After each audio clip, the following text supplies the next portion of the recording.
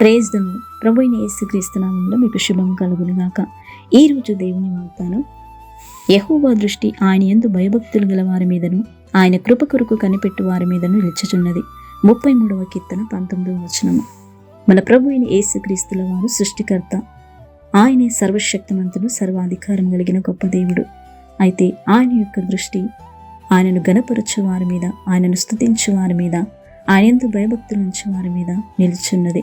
కాబట్టి నా ప్రియ సహోదరి సహోదరులారా, దేవుని యందు భయభక్తులు కలిగి నీవు ఉన్నట్లయితే నిశ్చయంగా దేవుడు ఆయన నిన్ను కరుణించి కాపాడును. ఆయన మాట విని వణుకుచున్నారు వారిని ఆయన దృష్టిస్తానని సెలవిస్తున్న గొప్ప దేవుడు. కాబట్టి ఆయన కనుదృష్టి చేత మిమ్మల్ని పరిశీలించుచున్న దేవుడు. ఆయన గొప్ప కృపకు మీరు పాత్రలో ఉన్నట్లు నడుచుకొనడి.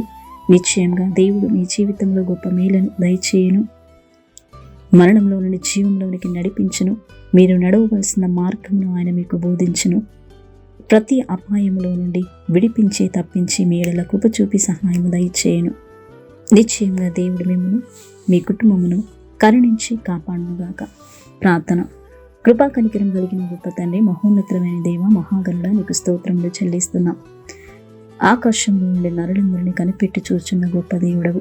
నీ కను దృష్టి చేత ప్రతి ఒక్కరిని పరిశీలించుచున్న దేవుడు.